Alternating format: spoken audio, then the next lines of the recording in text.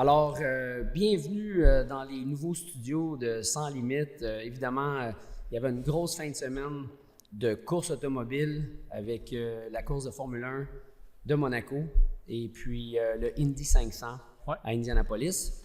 On commence avec la course de Formule 1 rapidement parce qu'on a un invité spécial puis on ne veut pas le faire attendre. Victoire de Charles Leclerc, Ferrari, podium, 1-3, suivi en deuxième place par Piastri. Pas la course la plus excitante. Belle fin de semaine quand même, des retombées, point de vue, les nouveaux leaders, pas les leaders du championnat, mais ceux qui ont steppé up la game durant le week-end, comparativement au week-end d'avant. Je pense qu'on a un championnat entre les mains dans les prochaines semaines. On va voir ce qui se passe à Montréal, mais mettons que ça m'a donné le goût de regarder la Formule 1 en fin de semaine avec les nouveaux résultats. Là. Exact. Je pense qu'on a vu aussi la rechute de Red Bull. À chaque course, ils en perdent un peu. Fait que ça va être bon, là, on veut pas souhaiter le malheur, mais à un moment donné, pour le spectacle, ça prend d'autres mondes qui gagnent. Moi, je dis qu'ils vont remettre les pendules à l'heure en fin de semaine prochaine, là, mais il faut apprécier au moins qu'il y a 2-3 équipes qui peuvent gagner une course. Ça, c'est vraiment le fun. C'était de bon augure. Ouais. Indy 500, on se verse le laisse à la tête quand on gagne. Ouais. Deuxième victoire back-à-back de New Garden. 20e victoire à Indianapolis de Roger Penske. On a un invité qui a couru pour Roger Penske. Oui. Et en plus, il a été à la tête d'une controverse au Indianapolis 500. Exact. Gros week-end quand même. Ça a été complexe un peu, je pense, pour les moteurs Honda. Mais ça a quand même donné un bon show. Toi, Jeff?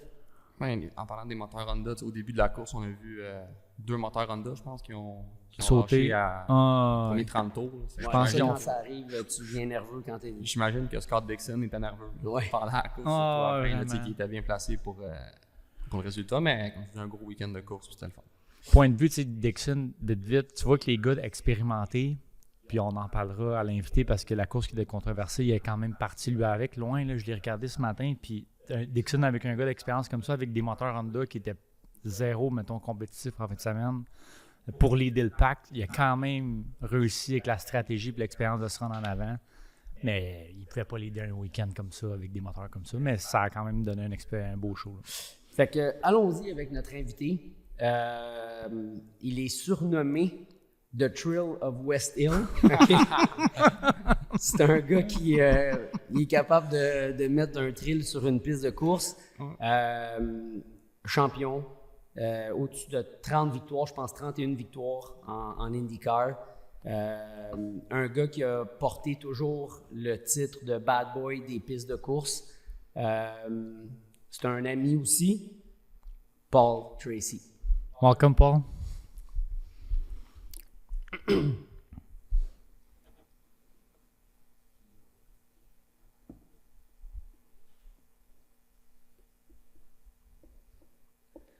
Welcome, Mr. Paul Tracy. We see you in big. So sir. and I have to say, I know you've been cycling a lot. You are extremely fit, right? I mean, when we were living in Vegas, you were on a bike all the time. You actually introduced me to cycling. So congrats on all your fitness lately. But, we introduced you as the Thrill of West Hill. It was your nickname in racing, the bad boy of racing. You know how to put a show on track. We have like loads of questions. Obviously, the Indy 500 this weekend, you were part of a controversial situation at Indy 500. We have our opinion. I saw the interview with Jack Arute, a friend of ours. Was pretty amazing. Let's start with that because it's Indy 500. First, what do you think about the Indy 500 2024? And then let's jump into right away what you went through. And since it's the biggest race in the world, like how you managed and you dealt with the situation that, we thought that it was your win. Good to see you, Alex. Great to be on the podcast. I thought the race was really good. They came into the race with a lot of drama because of the whole Penske cheating scandal and cheating the push to pass button. It turns out now that they had they had that system in the car for 8 months. So there's a lot of Alex, there's a lot of how long and how often were they using this over the past 8 months? So a lot of drama surrounding that. Penske Racing, I mean, they're on the Indy GP, not that great of a race, Newgarden was never a factor. McLaughlin, not really a factor the whole weekend. They both lost their engineers and strategists. Will Power had a decent weekend, finished on the podium. But I was thinking, maybe these guys, maybe they're dialing back here. But then, the oval practice started and the cars were super fast. Yep. And when you have fast cars at Indy, unless you screw it up, you just kind of just go with it, right? Yes. And they qualified. They locked up the front row. Will didn't have a particularly great race for some reason. I heard on the radio he said he had no speed in the car and he was lacking speed. He had ultimately ended up crashing. McLaughlin was just kind of average, and Newgarden looked average for quite a while and kind of faded back into 5th, 6th, 7th, and Alex, you've raced there enough that once you kind of fade out of the top 3, it's very, very difficult to get that position back. But he got it back, and at the end of the race, that shootout at the end, I mean, he just played it to perfection. He forced Pato. I feel that he might have dragged the brake coming off of 4, forced Pato to pass at the beginning of the lap to allow him to get the draft to get by on the back straightaway. I mean, what do you think, Alex? I think he played it perfect. Well, you were in a similar situation when you took the lead, during that Indy 500 last lap. The reason why I'm with you on that is because I was amazed how quick Newgarden was able to regain the lead between 2 and 3 and basically lock the win. And I was amazed that the difference in speed between Newgarden and Pato O'Ward at that particular time was either he knew he had that kind of speed, or like you say, he just basically didn't want to lead out of turn 2 because he probably knew that he was going to get passed. So he forced the pass. I don't know. I didn't talk to Joseph, but I was just amazed that he was able to regain the lead, before going into 3, and after that it was just a slam dunk. Like Paul said, yeah, I think the way once he managed the pass into 3, there was really nothing Pato could do because he really took the air off of him. Like he turned in right across the nose of Pato, and you could see Pato slide up the track, nearly hit the wall in the exit of 3, and then that was it. It was over. But, yeah. I mean, I agree with you. He had a lot of speed to make that pass because he was quite far back in between 1 and 2. He was pretty far back from Pato, and then his car just really it sucked up fast, and he was able to make the pass. It was a late pass. It was in the corner, but his car had a lot of speed at the end of the race. Do you think that if you're Pato, do you think that you lift and you just wait out of 2 to complete the pass and just secure the position, or you just go ahead and do it? Because multiple winners, made it going into 1 as well, right? So at that particular time, it's pretty difficult when you see an opportunity. And I don't know if Pato's car was as good as Joseph's car behind traffic. So when he saw the opportunity, it was so inviting, he went through, right? Yeah, I mean, you know how it is. You get excited. It's the last lap. The white flag's flying. You get the big run. And, it's hard to control yourself. And I don't know exactly what Newgarden did. I'm speculating. I feel that, my feeling is the way it looked on TV was that he forced Pato to pass him on the front straightaway, knowing he could get the draft and get back by on the back straight. That's my gut feeling about what happened. Maybe they were going flat out, and Pato just that was his move, and Newgarden was flat out and able to stay close and get the draft. I don't know, but maybe that's how it worked. But it looked to me like Newgarden forced him to lead the last lap. I don't know. What do you think? I don't know. I mean, we've been there together, and you know that when you select a specific downforce level, and your car is very secure when you're in front, you can really tow behind someone else very easily. My gut feeling is when I was looking at Pato for a couple of laps, it didn't look really secure. I mean, he was like fighting with the car. Yeah. And I don't think that he had the car to really stick it right behind the gearbox. Contrary to Joseph, either it was a downforce level or it was just a better car. I think his car was way more secure, and then no matter how he was getting past, he was just able to stay flat out, and not lose the momentum as much.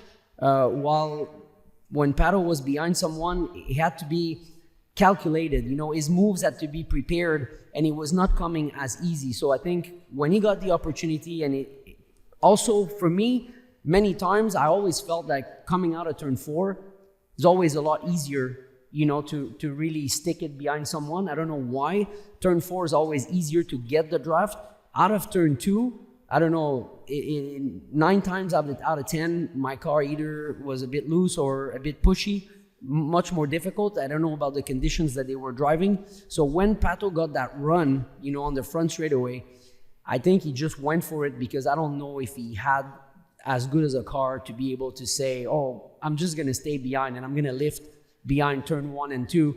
But doing that, when you do that, when you lift, then you lose that run, you lose that momentum. And to regain that run, you really have to stay flat out and close to the guy in front in 1 and 2, something that Joseph was able to do. And like I said, when he got that run, I was like, my God, the differential in speed was like tremendous, right? So yeah, everybody will say, Pato just passed him a little bit too soon. Yes, strategically speaking, if you take the lead in 3, you just secure the win. But I didn't know that Newgarden was going to have that sort of speed also when he got past. I thought Pato was winning the race there. Yeah, the cars had that kind of speed the whole time, right? Yeah, Alex, because they qualified front row. They were, quite a bit quicker than row 2. Townsend was telling me they've got more downforce and more drag, and their cars were just flat. They were just flat faster. Mechanically, the cars were so free, and they just were faster, and they figured out something. Because you got to remember, Alex, 2 years ago they barely qualified to get in the race. They were on bump day. Their power was bumped out of the field. So somehow they've found something and turned the whole program around. Yeah. There was something with the Chevys as well. We saw the Chevys being very competitive. That was I had a chat with Scott last week, and he was telling me that it was pretty surprising, because for the last couple of years they had a chance to fight for the pole, and they were nowhere near this year with a good car, but no speed, right? So a little bit of that was coming from Chevy, but yeah, I'm with you on that. The Penske car looked solid, looked stuck, and looked fast. Yeah, and let's not forget too, Honda. You've worked with Honda; they had a really bad race, right? Yeah. Like the one engine blew up under yellow, right? Three motors blown up before the first 30 laps. A couple more Honda cars crashed out early. They basically lost all of their contenders other than Dixon and Palou before 50 laps. They like six Hondas were out of the race before they got quarter way into the race, and they were down on speed and power compared to Chevy. Yeah. So last lap pass. Let's talk about your last lap pass. Because if I recall, you didn't have as good as a car as Elio, right? So no. you were fighting really hard to stay with him. And so let's relive, because I've heard some of your interviews. You know, we talked about amongst each other, you know, what happened that day. So let's relive, you know, a little bit prior to that last lap, and from your point of view, and then what happened.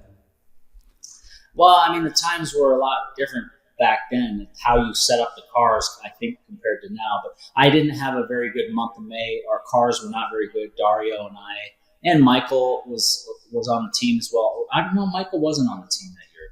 It was an 02. So that was the time when you were racing for Team Cool Green, and Penske, your team, and the Ganassi were actually participating in the Indy 500 as a one-off by purchasing those cars, but you were competing in kart full time. Well, Penske and Ganassi had gone full time in 02, and only Penske. It was only Penske that had left full time. So Ganassi was part time, we were part time. So we got to Indy, and we didn't have a very good car. We didn't know the setup for there. We struggled. I crashed. I had an understeer, and I was working with Steve Chalice, and you know Steve Chalice quite well. So qualifying pole day. When you say Steve Chalice, I think low Packers and just like need a mouth guard to drive a car on street course. Yeah. So I go out and warm up on pole day, and the car's just got this big. Like as soon as I left the pits, like I got to like turn. I came out of the pits on the back straight. It's brand new tires, and as soon as I got to 3, it's already pushing. Right. So you know it's junk. Right. It's no good. And I come in the pits. I said to Steve, Steve, as soon as I got to turn 3 out of the pits, it was understeer. It's not going to go through the corner. I'm not going to be able to hold it flat. And he goes, okay, I'm going to fix this once and for all. So he did the same. Like he lowered the car in the front, raised the rear, and wound a bunch of front wing in it. And I go out and I come around and I get to turn 2, and whoop! I just end up too much front end. In the wall backwards, hit on the gearbox, wrote the car off, hurt my back pretty good because I hit so hard it pulled my knees up through the dashboard into the steering wheel, and I was like, oh man, this, you know how it is when you hit that hard. I was like, and they're like, I got out of the car, we came back, we were done, and they had to fix the car, and we had to qualify the next weekend. It wasn't like you go out bump days on the next day. We had a whole another week of practice. So I said to Barry, I said, look, I'm going to go home for a couple of days because we didn't start running again until Tuesday, I think. And I'm going to clear my head because you've been there at Indy, Alex, and you know when things start going bad, you just got to get out of the track and clear your head, right? Because you can get spun out and your head gets messed up. And I went back to Vegas, and the team called me. I was riding my bicycle on Tuesday, and they wanted me to fly back Tuesday. And the team said, "Look, it's your choice. We got another car from Panther. You can come back and we'll try to qualify, or you can go to Mid Ohio and test your kart car and concentrate on the championship in kart." And I said, well, let me finish my ride and I'll call you when I get back. So I called and I said, you know what? I'm going back. I'm not going to give up on this. So I went back and I qualified 32nd. And then in the race, the car was like not particularly great. It wasn't slow, but everybody was kind of running the same speed. I was running like 222s and 223s, and the leaders were doing like 224 to 226. But I was just kind of stuck at the back, and I couldn't go anywhere. And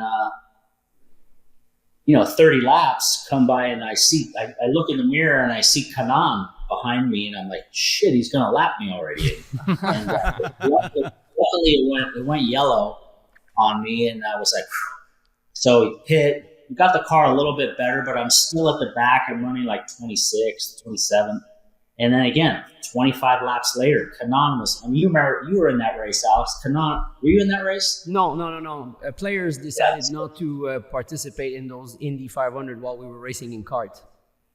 Yeah, Kanan was flying that year. Like, and he, like 25 laps later, I'm looking in the mirror and he's back on me again. I'm like, shit, man, he's gonna lap me again. And I'm driving on the front straightaway, and I have the headrest, and I'm like,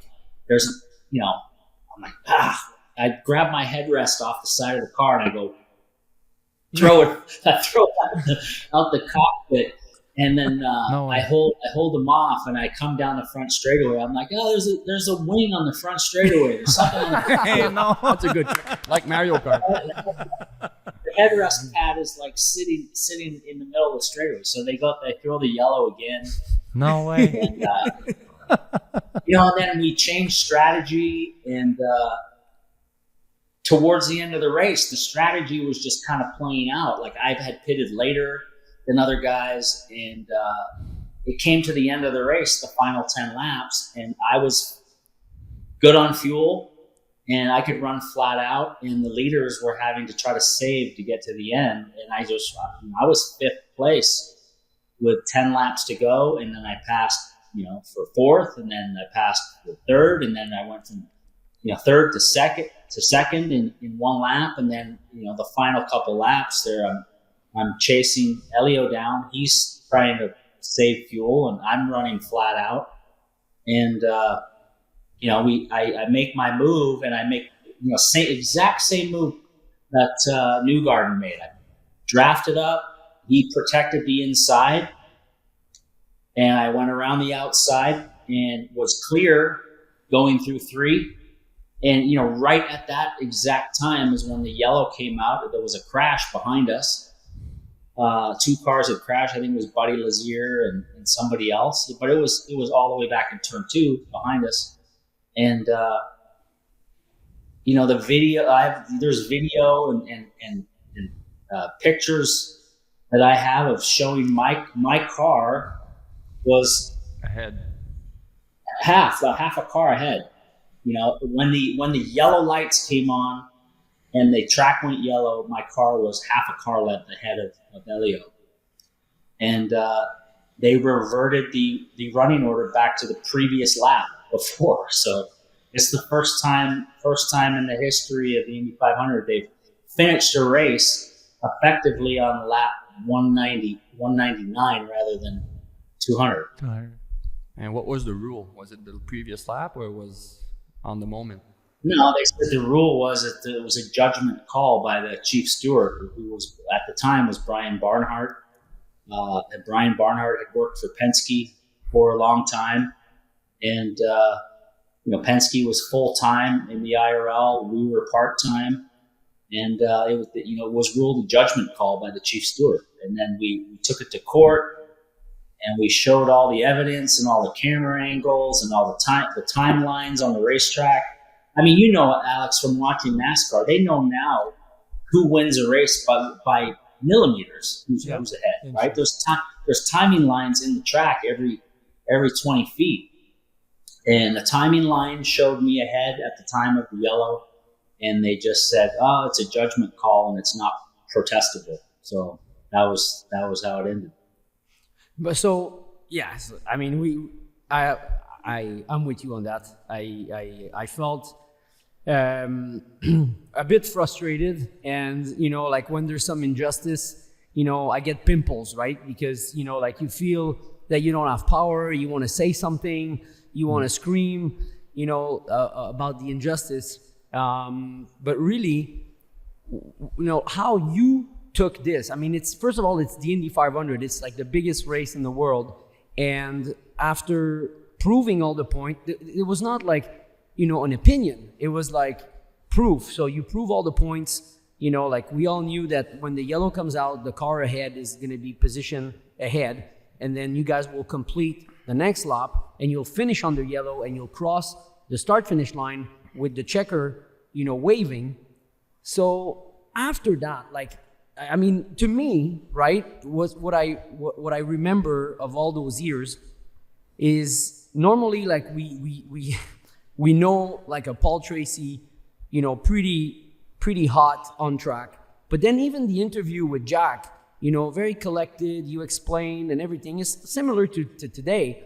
Like just how you cope with that and just not really wanted to just go further. I mean, not long ago we heard about Massa in F1 kind of like wants to go back about that situation. Imagine that. And you know, I felt that, you know, like we saw you extremely collected and just calm about it.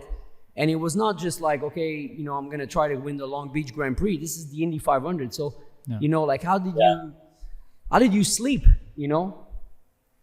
I mean, it still kind of bothers me to this day. You know, the one thing that, you know, that is I actually find funny about the whole thing is like when they show highlight packages of the closest finishes in Indy history, and they have all these races that they show, and they highlight Elio's wins. They never show his and my thing. It's all kept under the carpet. It's like swept under the carpet, and they won't talk about it, you know? Like they never talk about it, never show it. But you know, one of the things is like, there's a funny story is, you know, we go to the banquet, and you've been to the banquet at Indy a bunch of times, and I'm sitting there and I'm pissed off, and it's fuck this is bullshit, right? And then they're announcing the prize money, and they get to the top 5, and that's when the money really starts to ramp up, right? So, you know, 5th place comes up, and he gets his check, and I don't know who it was at the time, but you know, it was like $1.2 million, and then you know, 4th place goes up, and then like it was like $1.4 million, and I'm like, and then 3rd place comes up, and it was like $1.8 million, and I'm like, I mean, I guess it's not going to be too bad. They call me up to get the prize money, and they give me $440,000. No way. Yeah, because I was not a full-time IndyCar entrant, and so my team wasn't eligible for all the contingency awards, and I got the same prize money that 27th place got. No. Then Elio comes up and he gets like $3.2 million or something like that. And at 2nd place for me, I got like $430,000. That really pissed me off. That's the cherry on top. Yeah. This is where you put the wrestling mask on and let's go, man. Let's find the purse. Oh yeah, that was. That was the cherry on the sundae, but you know, to me, it's just extremely frustrating when we watch some injustice happening. I mean, we saw it in F1 in 2021. I feel a little bit the same thing. Was like they played a game, and I don't know why till this day. But to me, you know, like a race like the Indy 500 is. It's a race with so much tradition that you can't allow yourself to play with stuff like that, because like you just mentioned it, everything is kept under the carpet. You know, they don't want to even come back to a race that was won by a guy that won multiple races. And you know, like the less we talk about that year, the better it is. And it's a shame, because you know, like for all these reasons, people have opinion, you know, like, but I think if it's, you know, like crystal clear and it's black on white, I think, you know, I wanted to talk about that because I really think you deserve that win. And that was a time, Alex, you know, you were just coming in to IndyCars, that you were new then, but you know, it was very, very a highly political time in the sport. The series was split. You had the IRL, you had kart, and you know, it was very political. It was a huge power struggle between the two series, who was going to survive and who wasn't, you know, and then you would have kart teams, you know, going to the Indy 500 and like going there and winning and beating everybody. And then, you know, they just didn't want, you know, and I was at that time was kind of the face of kart at that time, and anti-IRL and anti, you know, that style of racing. And so I wasn't, a fan favorite there. I would get booed by everybody, the IRL fans. So, it was just that was a period of time when, before the series merged back together, it's just a lot of politics, a lot of bad feelings from one side to the other. And they just didn't want guys from CART coming over and winning anymore. And Penske, leaving CART, he was the guy who founded CART in the beginning, and then in the end just dumped it and went to the IRL because he wanted to run in the Indy 500. So, they were going to take care of him because he left and went to CART or went to the IRL and left what he originally started in the very beginning, because in the very beginning, he was the guy who founded CART in the beginning with Pat Patrick. Yeah. And it's a shame because, us, but especially me as driver, when it was time to choose, looking back, at my career, probably chose wrong. I should have followed the money. I should have followed the manufacturers, the Toyota, the Honda of this world. And I chose CART, and then I chose Champ Car because of the races in Canada and the races on the road course and the races on street course. I couldn't see myself just going out there and do 8 to 10 races on the oval. But, I always wondered myself why, there was not someone powerful enough that was able to grab and make the best out of it. But it just happened a couple of years later, when IRL sucked I don't know if you made the wrong choice, Alex, because, you look at the guys that we know, and, that went that direction and went IRL and ran on those super speedways on the high banks, and they either got killed or hurt really badly. Mm-hmm. And then you look at what, IRL, when they bought Champ Car, what it is now, it's basically CART again. There's no super speedway high bank ovals anymore. It's all street road courses with, 1 or 2 ovals, and it's the way it was back before the whole split happened. Right? So, and I know that when you went to the IRL, it's freaking scary running side by side at Texas and Kansas and Chicagoland. I mean, you did it. It's when you get out of the car, it's like your nerves are just, you can't, I did it a few times, and you can't sleep after a race because you're so amped up from the adrenaline is so high that, you're basically, it's scary, right? You did it a lot more than me. That's actually one question that PL had for you, because obviously you tried those cars that we were running in CART with almost 1,000 horsepower. The rubber was sticky. We had lots of downforce. We have downforce coming from the tunnel. And before we went to the Hanford device where they were slowing the car down, and then you tried multiple different, IndyCar, Champ Car, the IRL, when the Lara and the G-Force car, I think, were used. Just, talk about some of those differences and, the speed of those cars on super speedways. And, I'm curious to know, you drove a lot of IndyCar. Yeah, and what was the best time for drivers to, back in the days when you were racing for Penske, and then you got the Champ Car? I think you were talking about the IndyCar that you loved the most was the Panas. Yeah, again, that was a nice compared car. to the IndyCar's cars. I think Alex would agree with me. I think that the heyday of Champ Car, IndyCar, CART was through the 2000s, from the 90s into the 2000s. I would say from 93 when Mansell came. Then you had Jacques in 94, 95. The cars were really pretty. They were really fast. They had lots of power. And up until when the thing merged back together and they went back to the one Dallara, I think my favorite race car that I drove was the 02, 03 Lola, the car in the picture right behind me. That was a very fast car, very pretty to look at. Lots of power, lots of grip. The Panos car was also, I thought that was a really cool car.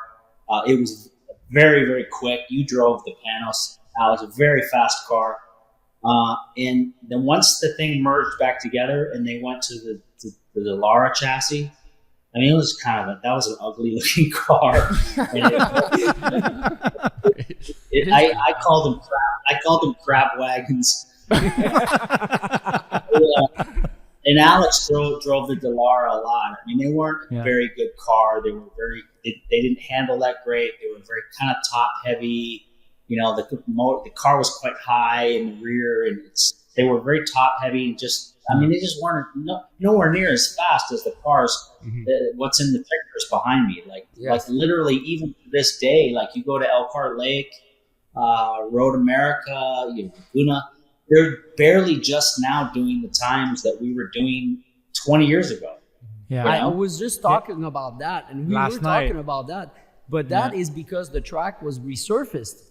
Because the year you won Elkhart Lake, and actually that's a track, and your only win that I was pissed off because like I just broke with I had to fight with Montoya quite a bit, and then you were coming on.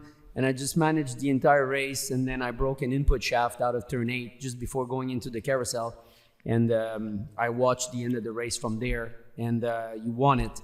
But I remember Dario was on the pole with 139.9. Gilles was second with a 140 flat, and I was third in qualifying with a 140 something flat. So and 2 years ago, IndyCar were about 3.5 seconds from our times, and it's just now that they're coming closer because of the resurfacing of the track. Brand new pavements, like they're driving on Velcro now. There's so much grip, So the cars they're not as. I mean, we were driving on back in the Road America Laguna days. I mean, those tracks, the pavement was wore out. It was bumpy. They weren't that smooth, And the cars were just fast. We were going 200 miles an hour down the straightaways at Road America. And, it's a car, lots of power, 900 horsepower, and really good downforce. And, the cars, I think that period from, like I said, from 93 up until 2007, I think that period of time, the cars were really good, really fun to drive. And in that period of time, the drivers were also making really good money up until that point. Like you had players and you had Marlboro and you had cigarette companies involved, and guys were getting paid really well to drive cars. And it's sad to say, but it's really not that way anymore. Question about F1. Yeah, well, talk to us about that, Paul. Like, I think you did a test with Benetton. I think it was in 94 or 95. And Michael Schumacher was there. I've seen pictures that he's talking with you, discussing the steering wheel. How was that? How was the car back then compared to IndyCar when you drove it, like in those years?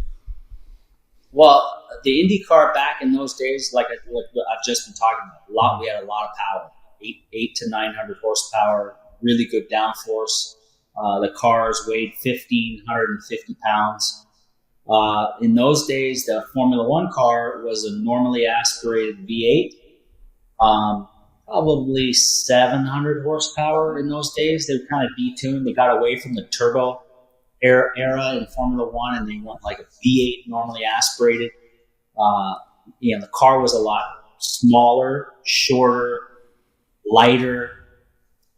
No carbon brakes yet at that point, but the car weighed literally was 1,000 pounds. So it was 550 pounds lighter than an Indy car. But the differences were really, an Indy car was faster down the straightaway. It had more speed, more power, but because of the weight, you had to brake earlier. Car wouldn't corner as fast. It wasn't as nimble.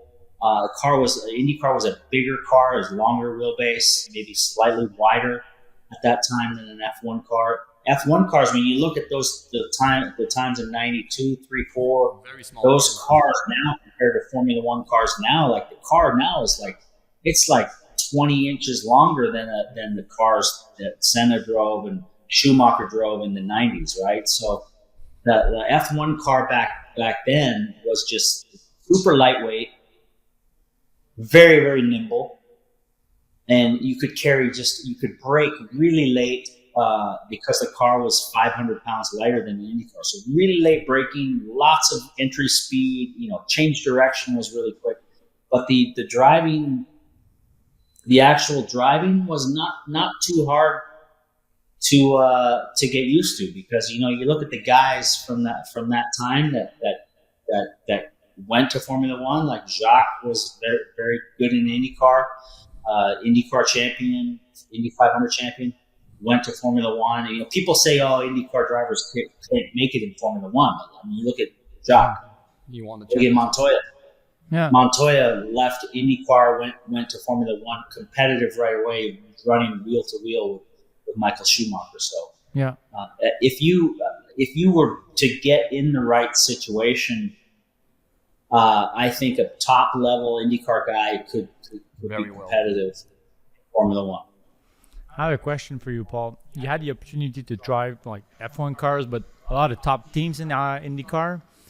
What's the difference between a team like Penske or like players or whatever? What is it? The leadership? What's the vibe between? I think you like, if we go through the teams, right? You have Penske, Yeah. Newman Haas, Cool Green, players. Yeah.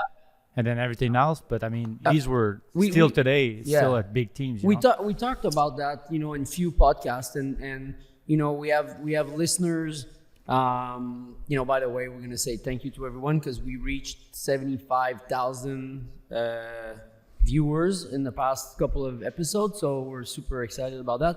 But really, we talked about it, and because racing is kind of a sport that is tough to see the inside. And like you watch hockey, you might not be an NHL player or at that level, but It's not a show of one guy. Racing, it's just there's so much behind the scene. So we wanted to. We were curious about when you race for Penske, then you race for Newman Haas, then you race for Team Green, then you race for players.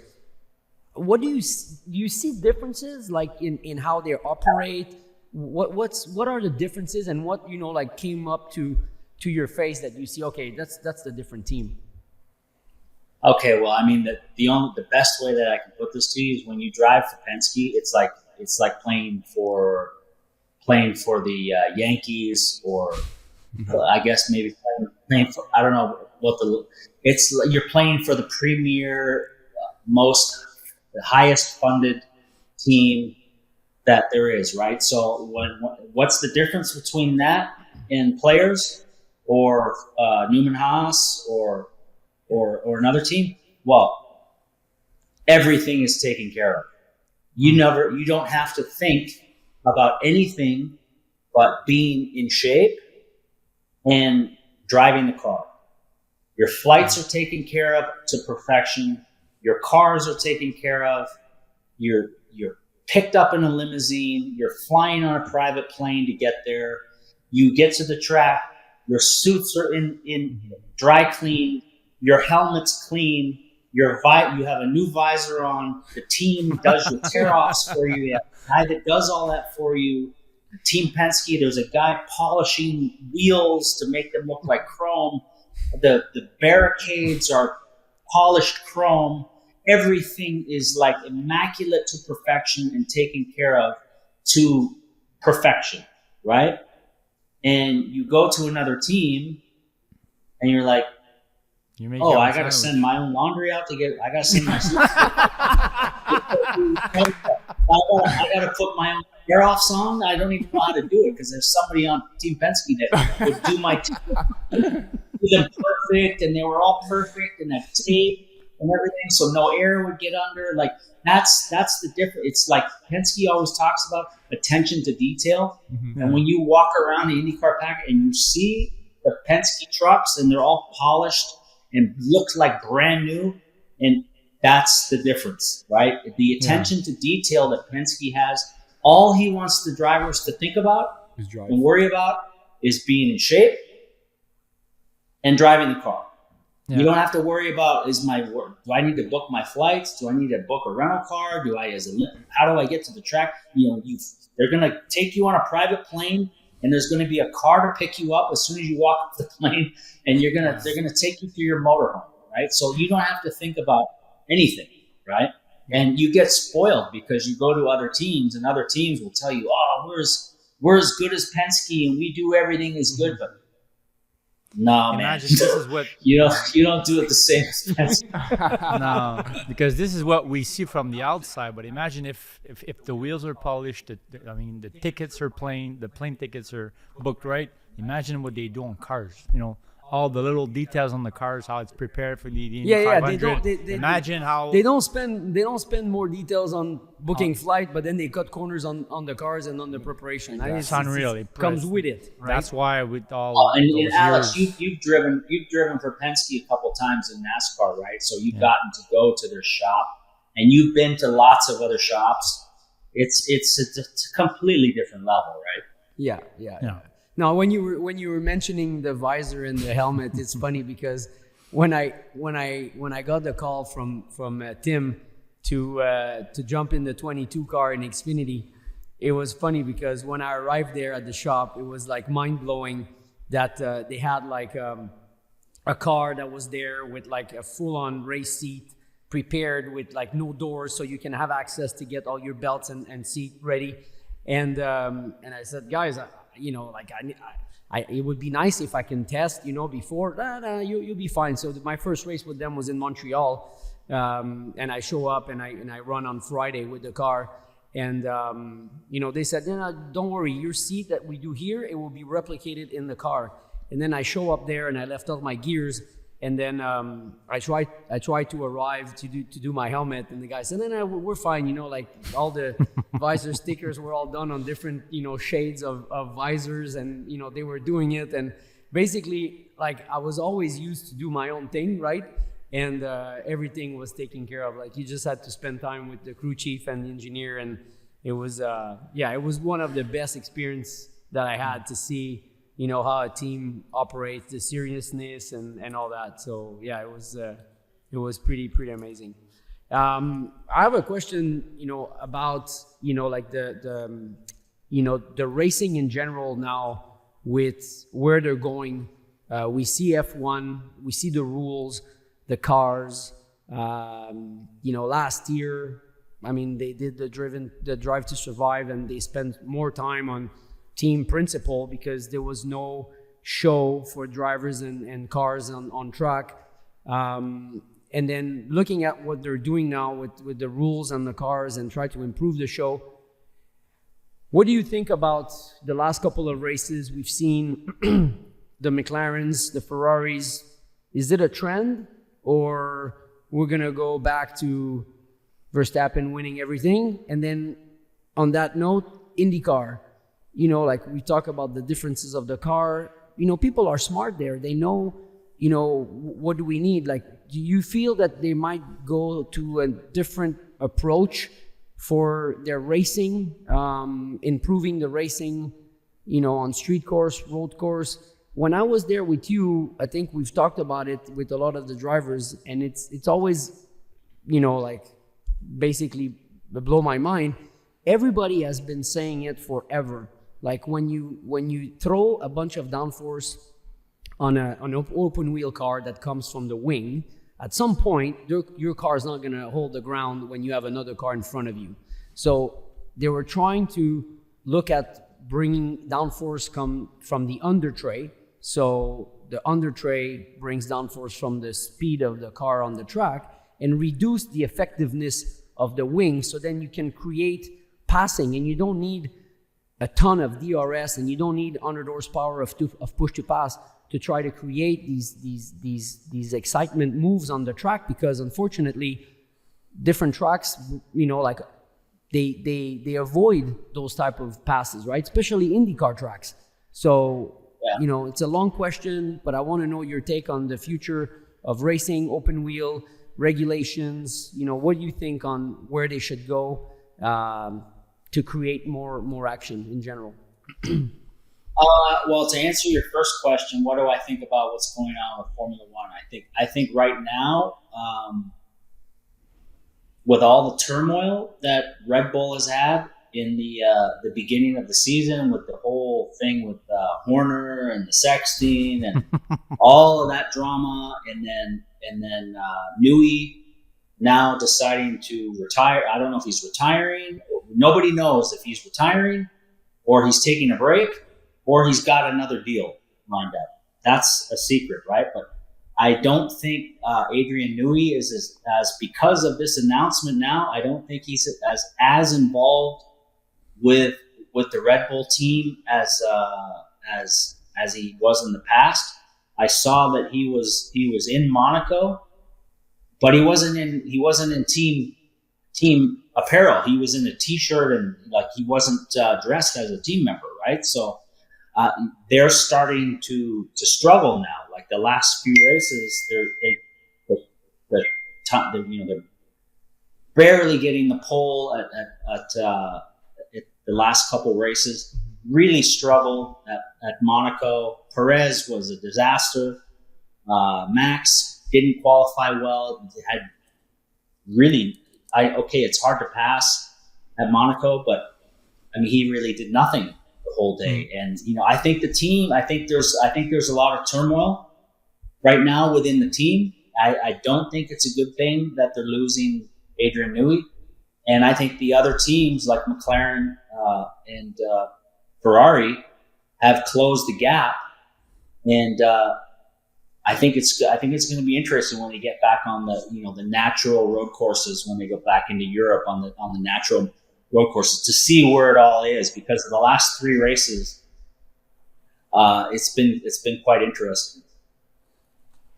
Second part of the question, the open wheel racing in general, like F1, IndyCar, I'm always kind of like amazed how, with so many brain out there, they're not able to come up with something that is defying the number one problem: following a car, medium speed corner to top speed corner. Like, and you go to a track and, like before a long straightaway, you have like these just 3rd, 4th gear corner, and they're like, you can't just take your nose behind someone because you're losing everything. And then you need like a massive DRS, and then whoop, their straightaway is too short.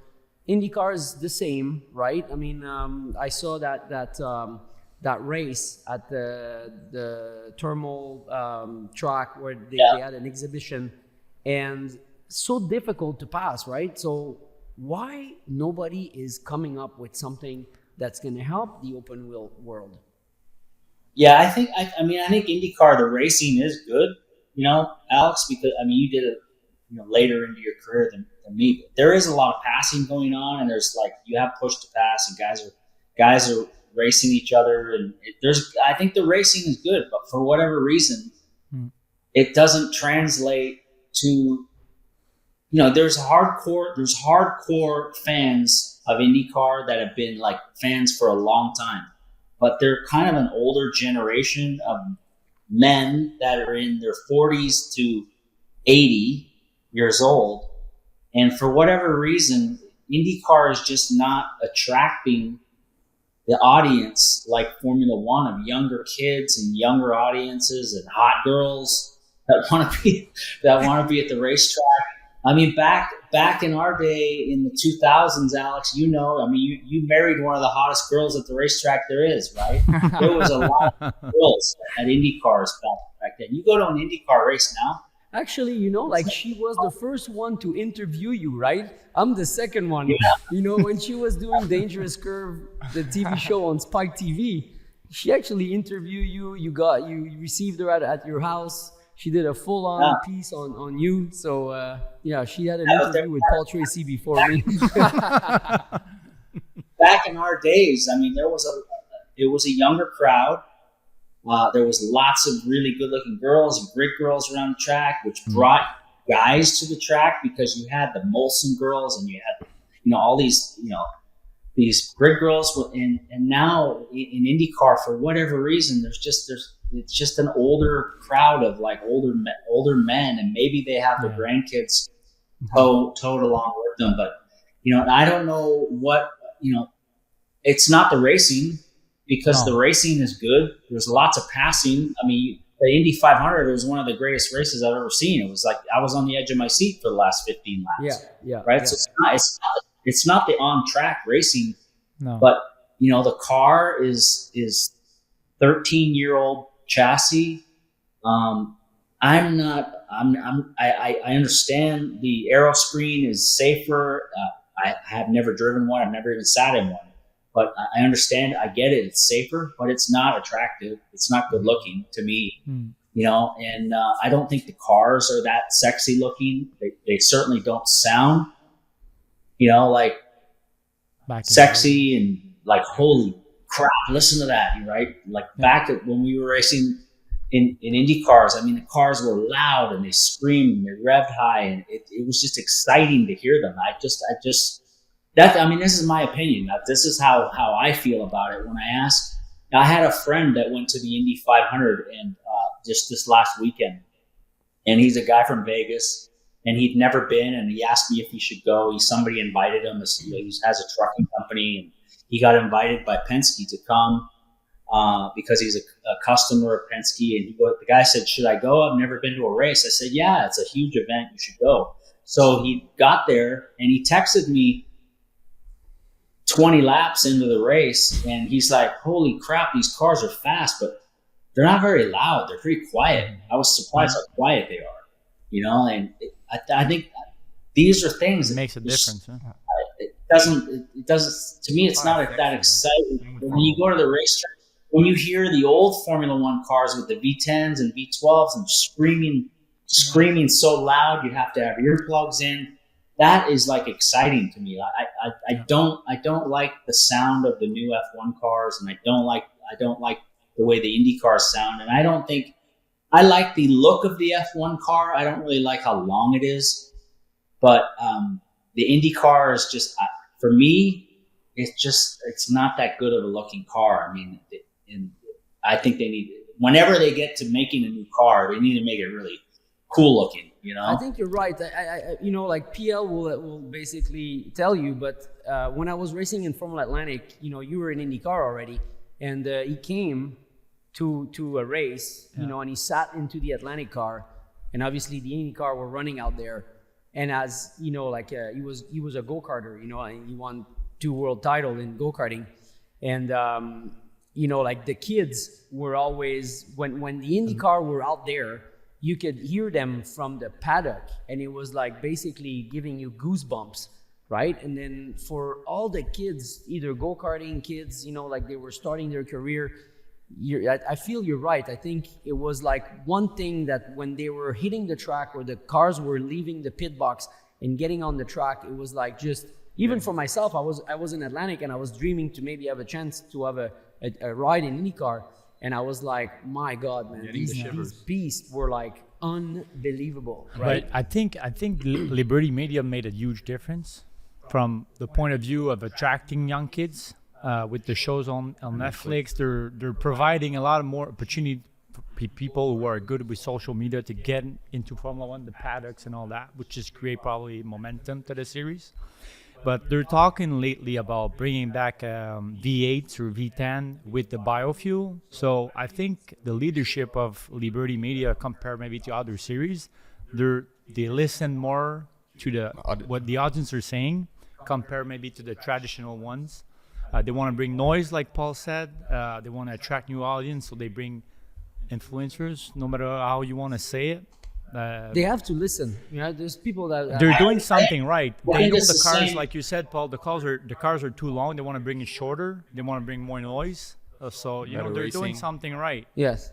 Formula One. I think it's the same for me with watching go-karting now. Like I see the go-karts now, and they're 125, and they have a little clutch on them, and they make the same noise all the way around the track. Like, well, there's one with shifters that right? doesn't do and it. I watch videos on Instagram and stuff of the old times when you're in like a 135 direct drive or 100cc international, and they're like, ooh,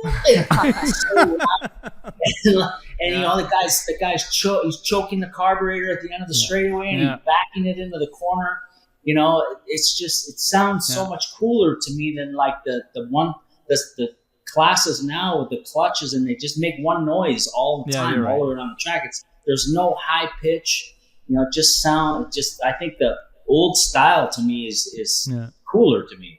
Yeah, I remember the years that you were running a go-kart team. There was a Super Pro class, which was open, and you were helping back then. Almond Nigger, Scott Speed was racing in that series. It was like open. And I don't know what was the rules. The PTK cart. Yeah, but the shifter car, it was open. Yeah, and you had no rules. So that was crazy. That was a lot better back then. The budget was not good, but I mean for the noise and the it was nice. The races, it was good. Talking about karting, Paul, what tips, with all the experience you have, what tips or clues would you give to young drivers into karting nowadays, like 6, 7, 8-year-old drivers who are starting? What would you tell them to help them out? We were involved. The three of us were involved in a track, right? The Tremblant track. It was Lawrence Stroll track that he built for his son. So we recuperate that to operate the track. We're involved, the three of us, and we hear all the time, you know, the parents, the kids, you know, the dynamic at the track, you know, like it's a lot of pressure from the parents. Yeah, like what I tell parents all the time now, and I think Alex probably says the same thing, is like the kids now, they don't know how to do nothing. Like I'll tell parents when kids are in go-karts, make your kid work on his car. Mm-hmm. Make your kid clean his car. Make your kid know how to change the tires. Like these kids don't even know how to put a tire on the rim anymore. Yeah. Like I think if you are a young kid and you know the mechanics side of a go-kart and you can change your own tires and you know how to work on it and keep it clean. Now, I mean, it's so crazy. You see these kids at like 6, 7, 10 years old, 13 years old, they show up to the track and do nothing but screw around with other kids. And they have a semi truck and, mechanics and 5 go-karts. They don't know how to do anything. And I think if you're a mechanically inclined kid that can work on things and understand how it works, then in the long run, that's going to be much better for you as a racing driver to understand how it all works. Get it. I have a question for you, Paul, because we were talking about your little fight that you had with Alex back in the days, but wrestling match. And I mean, I always been like that a bit in my go-kart years, where I was playing games on the grid, but that bad boy, whatever nickname that you had, was it really like 100% yourself, or you were playing that game for the other drivers? It took me a long time to realize that. I don't know, maybe he was like he got some lessons of acting in Hollywood, because he was such a nice guy, like kind of like when I moved to Vegas, he welcomed me. He actually invited me in somebody else's house. He says, I invite you tonight, come to Jimmy's place. We're going to do something. Remember that and then story. I arrive on the street and I hear like a 2-cycle engine running around. It's like Jimmy with his handlebar mixing margaritas with his blender. And I was Paul inviting me at Jimmy's place, right? So he said, oh, this guy's nice. He wants to help me out. I'm alone. I know nobody in Vegas. So he invites me. And, Bronte, she says hi, by the way. Paul is nice, he's a really nice guy. And then we all go on the racetrack and everybody thinks like he's the bad boy. Like, I mean, I knew him, and he was loving his racing, man. Come here, I definitely have like 2 personalities. Like when the helmet is on, I just turn into like the Tasmanian devil. I don't know. I've always been that way since I was a kid, and it's probably because of my dad. My dad was very hard on me, like when I was racing, as a kid in go-karts, and because when I raced go-karts when I was a kid, I had to race. Like they moved me out of junior class because I would beat the other juniors so bad. They kicked me out and moved me into the senior class when I was like 13, 14 years old. And I was racing against men at that point. Yeah. So I was like, my dad was like, always like, you have to be tough and you have to like race guys hard, because I was racing against Alex, like I was 13 years old. I was racing against Crazy Tony. He's still around. His son is racing Crazy shifter. Joe, Crazy Brownie? Frank, right? I was racing against their dad, and his dad already had like, I think 3 or 4 kids, and I was like 13, and there's this Crazy Tony guy with his box van and like all these kids running around, and I'm like, how am I going to beat this guy, Dad? And he's like, you just gotta kick his ass. And so my dad was very tough on me to like race people very, very hard, When we were in Vegas, and then we were traveling to all the races, I mean, we got friends, Pat, and everything, and we need to tell this story, right? Because The Billy Juice one? the Beetlejuice one, Pat was disguised in Beetlejuice. I have a question. What was you guys' biggest crash? Was it with a golf cart, or it was with an Indy car? Actually, I don't know if he wants to say the truth, but I don't care anymore now. I had this this was in the beginning when they had those side by sides. I had a Yamaha Rhino back then, and I had it all fixed up, and I had the suspension on it. But this was all brand new stuff back then. It was kind of new, and I drive it over with. Pat was having a party at his house for Halloween. We had a 6-week break in the schedule between the Australia and the last race, and it was like a 6-week off break. It was like, what is that? It's Halloween, so I go over to Pat's and everybody's partying and everybody's pretty tuned up, drunk already, and they're like, "Oh, let's go out in the Rhino. Let's go out in the Rhino." So we go out on the golf course, and we're driving around through the golf course on the path, which I shouldn't be doing. It's for a golf cart, not a Rhino, right? So we come around this corner and they catch a little bit of air, and the suspension breaks on the Rhino, and literally the thing just flipped over on its side immediately. And Alex and I were on the one side, and Alex hit his head on the ground, and I landed on my shoulder, and the roll bar was on my shoulder, and I broke my shoulder. Alex hit his head on the ground. Pat and Miguel were fine because they were on the other side. They were on the other side, and it threw them out of the cart. Yeah. But the side that it landed on was me and Alex, and we both got hurt pretty bad, and ended up spending the night in the emergency room. I couldn't race the last race because I had basically 4 weeks to get ready for the last race, but I broke my shoulder and my shoulder blade in the back, and I couldn't even lift my arm for weeks, and I couldn't do the race. I had 4 weeks to get ready, and I couldn't do the race. And I called the team, and it was Neil Mickelwright was running the team, and I said, I'm going to get ready. I had an accident, but I should be ready. And then the week before, I'm like, I'm not going to be ready. I can't even lift my arm. I don't have any strength in my arm or shoulder. They're like, okay, no problem. The championship was over. I finished third in the championship. Nobody was going to pass me in the points. They're like, oh, we're just going to run a Mexican kid down here. I forget who drove, but they ran a Mexican kid. I think Dominguez drove.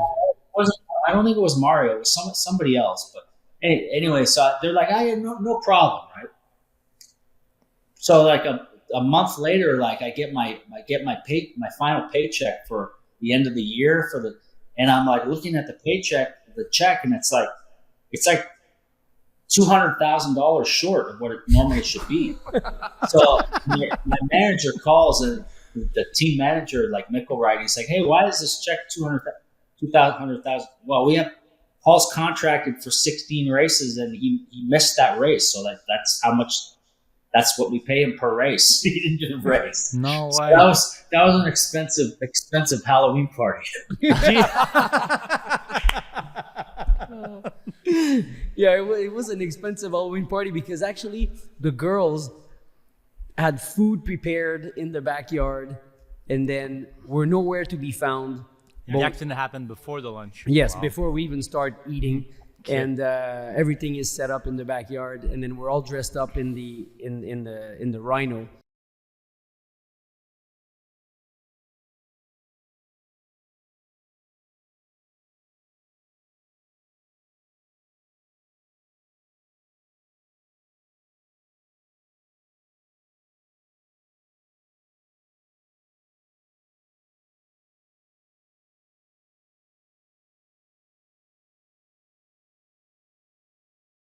Vegas. Right?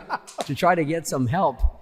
And that's another thing that, Bronte says, I almost died that day. Yeah. But she says, Paul, he's very nice because when he got into the ambulance, right, with his broken shoulder, he was holding my head the entire trip. No way. Yeah. All With the the way, broken all the way to the hospital. So anyway, we were at 8:30 or 9 o'clock. We were already in the hospital, spending like all night. So it was an The after expensive party. Halloween party, and it was a short Halloween party.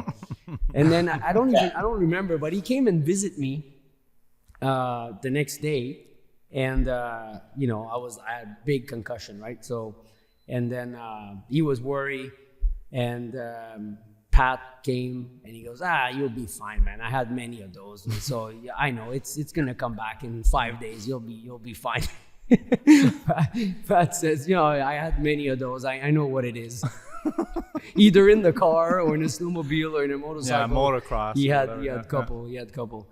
Listen, Remember the time Pat said he fell down the stairs carrying his bags, but he I was was about actually to on a say it, motocross bike out at the track. And broke- doing like a double, try to do a double with his motocross. Yeah, we. yeah, He, Yeah. Pat got like super serious about Supercross, and they had a practice track in Vegas at the Speedway. There was a big jump Supercross track out there, and one day we go to the race and like, oh, there's no Pat. What happened? Oh, he broke his wrist. He can't drive. And he said, how did he break his wrist? Oh, he fell going down the stairs with his bag. Tripped down the stairs.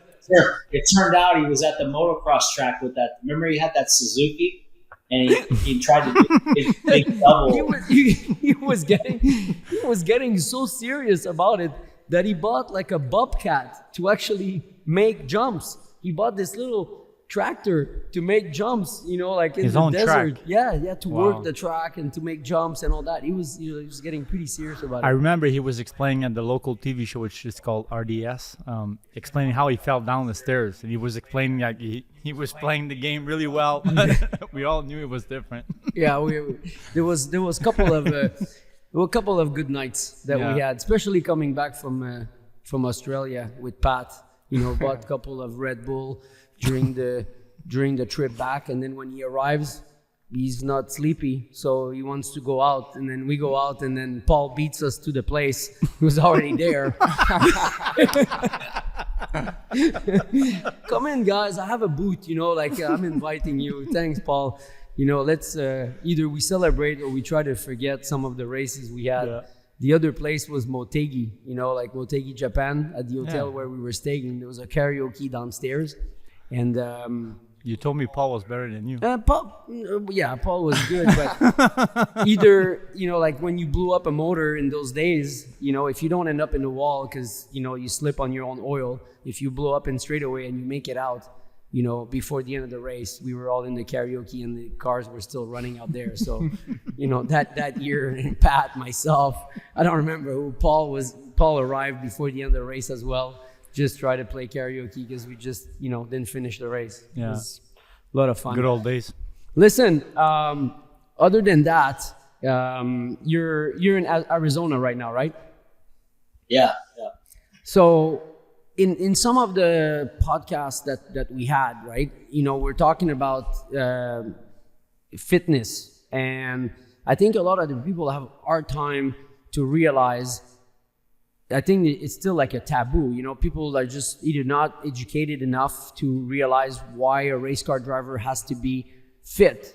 He's sitting in a car, he turns the wheel. It's difficult to explain to people that it's probably one of the hardest sport physically.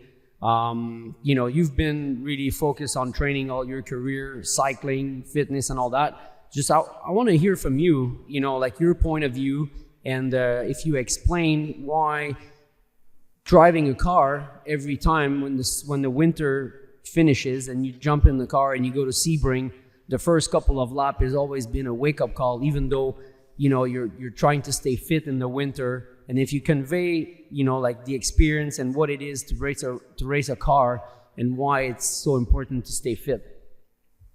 Well, I think for me, like, I've always been a bigger guy, and I've never ever had to like work on my actual physical strength of being shoulder strong, neck strong, forearms and bicep strong to steer the car. You know, like if I start lifting, you know, through my whole life, if I start lifting weights and doing weights, I just get bigger and heavier.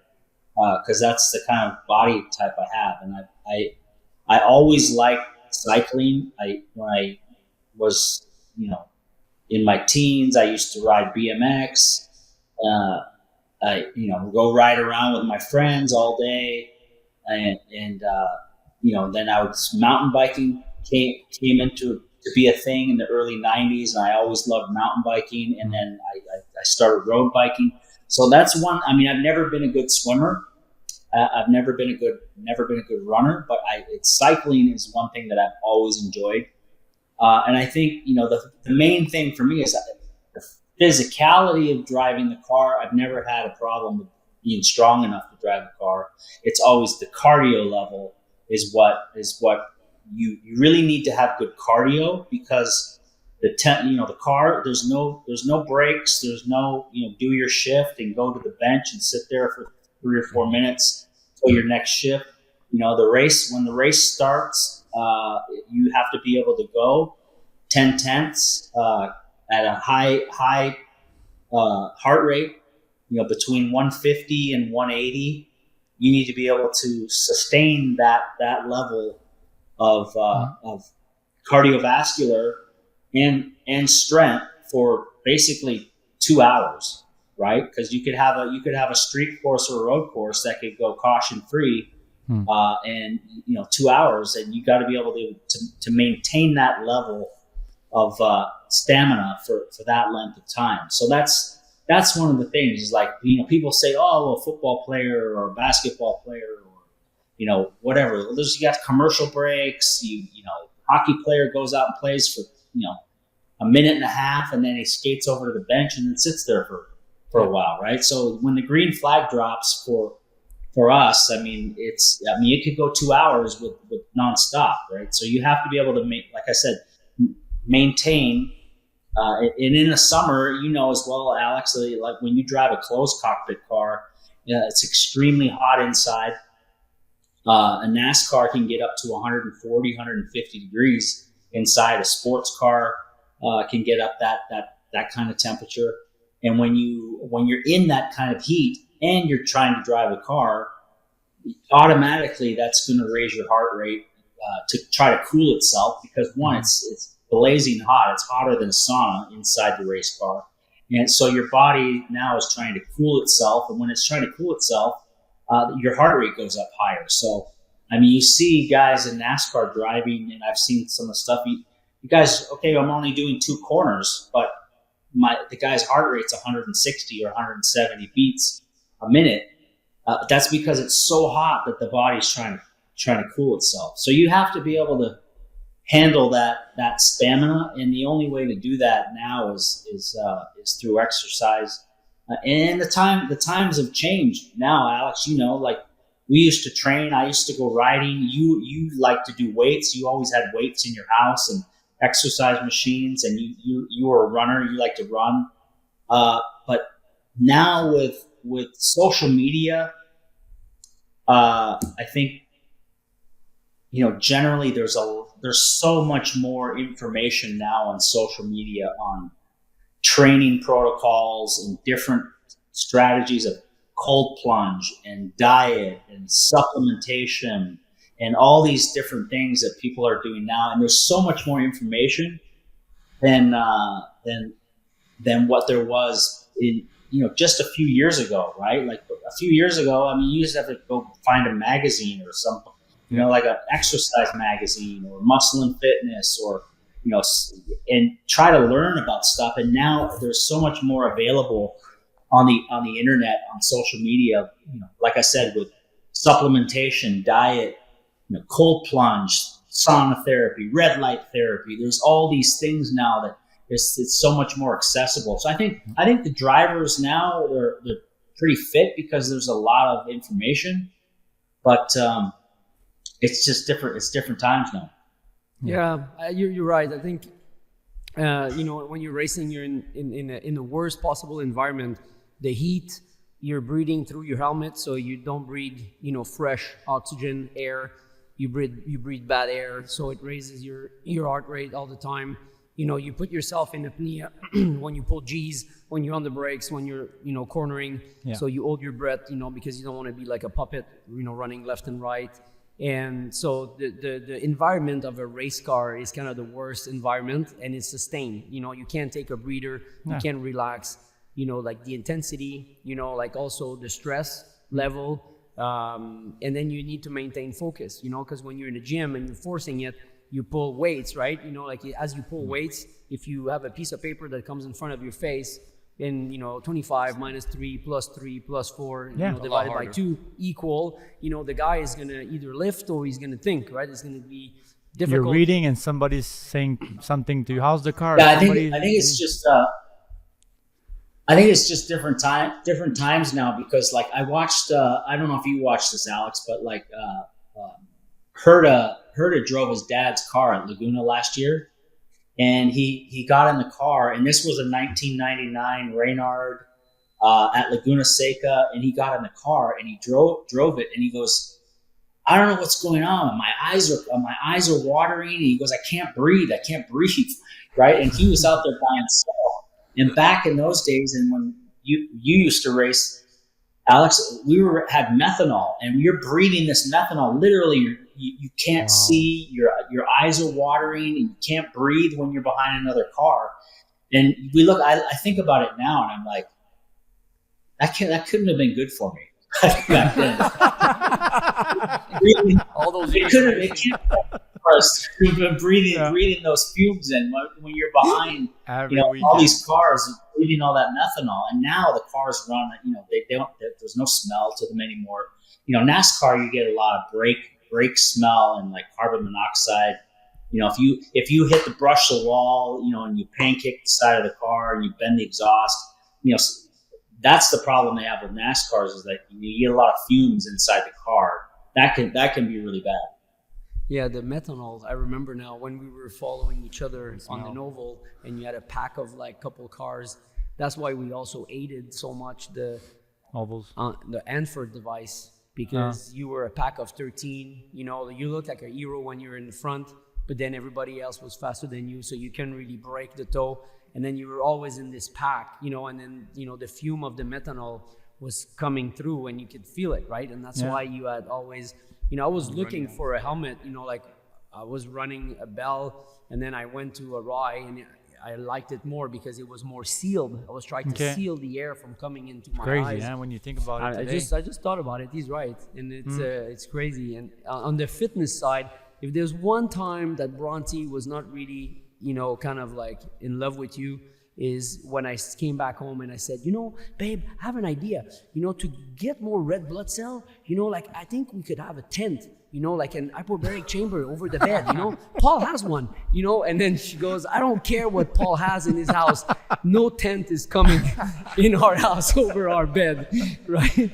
So I know you were sleeping in this hyperbaric chamber to replicate high altitude breathing to create more, natural red blood cell. I was fitter than people knew. I don't think people knew that I was a lot more serious. Like I said, I've always been a bigger guy, and I've always kind of struggled with my weight because I like to eat food, and I have a sweet tooth. I like, ice cream, cookies, and stuff like that. But I had a tent over my bed, and it was a completely sealed tent, and it had this oxygen thing, and it would basically simulate that you were sleeping at 7,000-8,000 feet altitude to raise the red blood cell level in your blood to like that you lived at altitude. And, that's the thing now that I'm learning. I'm watching all this stuff on social media, and I'm watching the cyclists now getting ready for the Tour de France, and they actually now don't train as much at altitude anymore. The new thing that cyclists are doing is they're training in very, very hot conditions, and what they're doing is they basically want to train in hot weather and raise their body core temperature to 38 to 39 C. And what that does is it raises your hemoglobin level to try to cool your body. So your body starts producing more red blood cells to try to cool itself. So I watch a lot of stuff now. I have a lot of free time, so I watch a lot of YouTube videos and just learn. How about your business?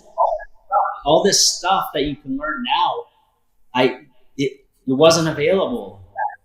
You were 20 years back then, I slept in this plastic tent, and you couldn't breathe in it. It was like it would be so hot inside. It sucked. It was terrible. But that's why you were called Tasmanian Devil. You were sleeping in a tent 20 years ago. Yeah, I brought it home. I thought it was a good idea. He was 20 years ahead. Like Paul has that, baby. It's good. She goes, I don't care what Paul has. No tents coming in here. You know? So that was funny. But no, I mean, you were talking about like all the stuff that we didn't know in the days, but still, I think the beast that we were driving, like I don't know, you were pretty strong, you're like upper body and all that, but I was struggling with like blisters on my hands, like the downshifting, no power steering. There was a lot of respect that you had to give to those cars, right? Some guys were tougher and stronger at upper body, but the fitness level in regards of cardiovascular was important, because if it goes down, then you get weaker, and mistakes. Then all this bothering, of the upper body or start making fitness mistakes. And the strength of your arms, your wrist is gonna bother you, to finish the race for sure. So it's and when you drove Formula One, that Formula One car had the power steering? No, not at that time. They were just starting to get into it. Had paddle shift gearbox, no power steering at that time, no carbon brakes, so steel brakes and paddle shift. But a year or two later, they had carbon brakes and power steering. I always been curious about an Indy car or an open wheel car, Formula One, about the power steering, because like our car, the steering wheel turns quite easily, like when you're in first, second gear, third gear. But then as you go faster, the steering wheel gets heavier, so you feel the downforce level. You feel the tire, squatting down on the cornering. You feel the weight on the front axle. Yeah. And I always wondered, because I never had the chance to try an F1, but I always wondered like how it is when you have a power steering in your hands, but then you don't feel going into an airplane in first gear, and you don't feel when you're in a corner going in fifth gear, at 200 k's an hour. Like you don't feel that weight on the front axle.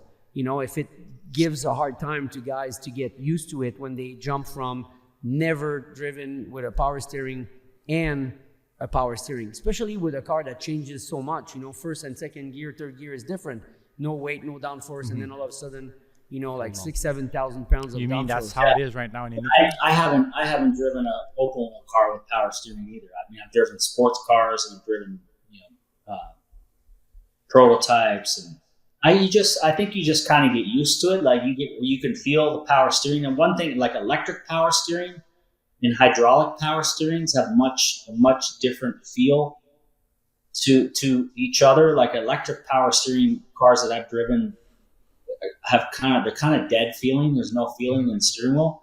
I mean, but the one thing is, like, when you see guys come from Formula One, like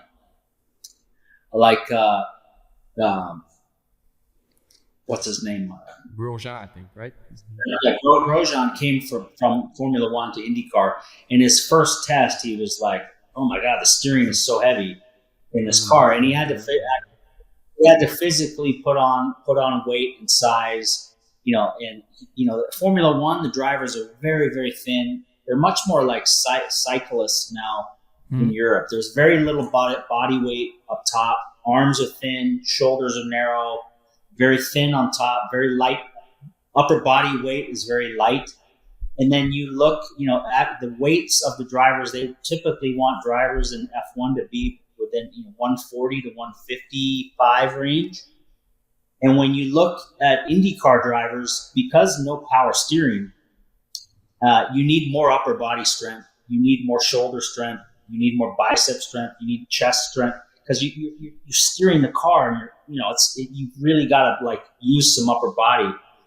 So you have to be more developed. And when you look at the guys that are very super successful, I mean, like Dixon,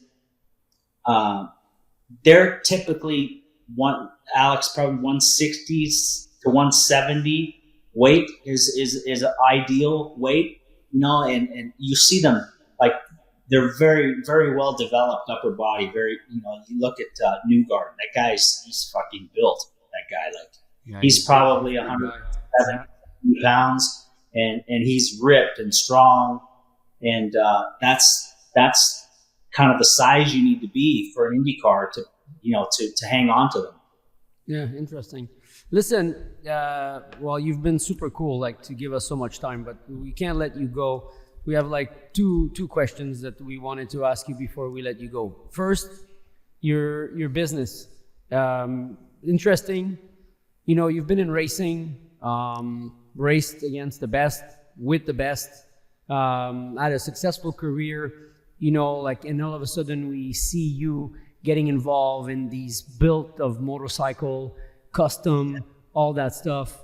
I know you in your free time, you've been a big fan of the sand dunes, and you had all these toys, but why going into custom bikes? Well, I've always had motorcycles. I've always liked motorcycles. I actually, the business of that now, I've shut it down because the trend has kind of changed. I like these big cruiser bikes with the big wheel and the big stereo, and I like motorcycles, but I don't like going fast on motorcycles, because I've had street bikes, and I just find myself I'm gonna kill myself on a fast motorcycle. So I would build these kind of cruiser bikes and just ride nice and easy and go places, and the market now. I started a company after I retired from driving, making parts for that style of trend that was going on, and that trend has changed now. And now the trend right now is everybody's trying to turn Harley Davidson motorcycles into more like road race bikes with Öhlins forks and shocks and carbon wheels, and making it more like a road race bike. And I just kind of lost interest in that whole thing. So I shut that company down, because it really just wasn't doing any business anymore. But I still have a couple of motorcycles, and I enjoy riding, and just ride my bike in the morning, and sometimes we'll go out for dinner and take the motorcycle. But that's about it, really. Nice. One more question, Paul. You still involved in racing? Are you still racing? Well, I did.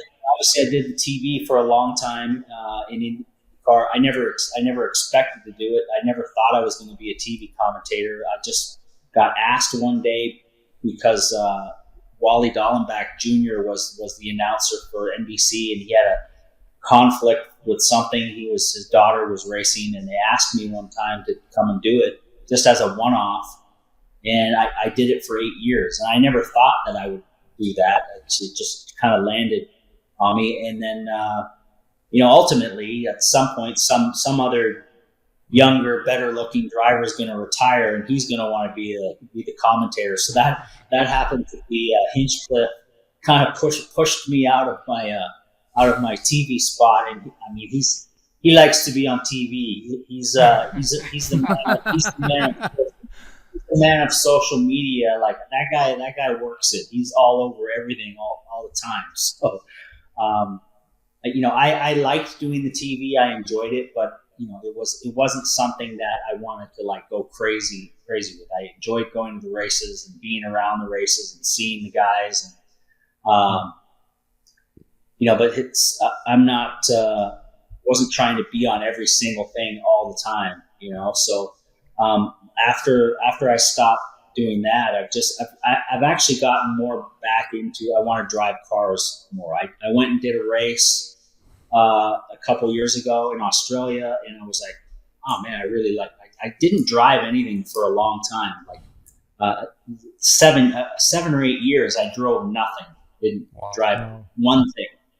And I went and did a race in Australia about 5 years ago, and I was like, let's start driving some more. So I bought myself a race car, invested in a racetrack that we built out here as a country club, like a private track.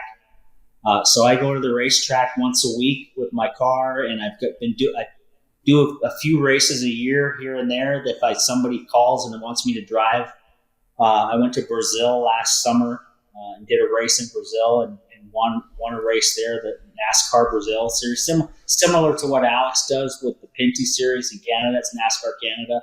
They have a series in Brazil with NASCAR Brazil. I went down there, and they race on all road courses, and I won the race down there. So I have a couple races this year that I'm going to do for them.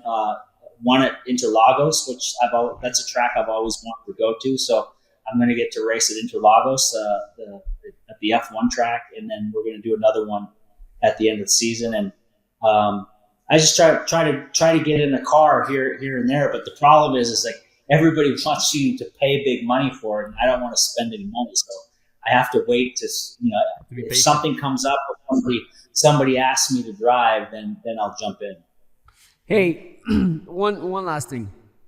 If you had to change anything in your career, would you? I mean, obviously there's certain races that I threw away or made mistakes or did dumb things, and there's lots of things where I I'm more interested in asking you this. Is obviously you raced IndyCar and you've probably tried all kinds of different cars of all kinds of different series, and we all when we stop open wheel seems a little bit more physical than NASCAR. So then the natural trend is, if you want to extend your career, you jump into a NASCAR. But as you tried all kinds of different cars, would you change anything and try to focus maybe to try to have a career in NASCAR, or have a career in sports car, or you're content with?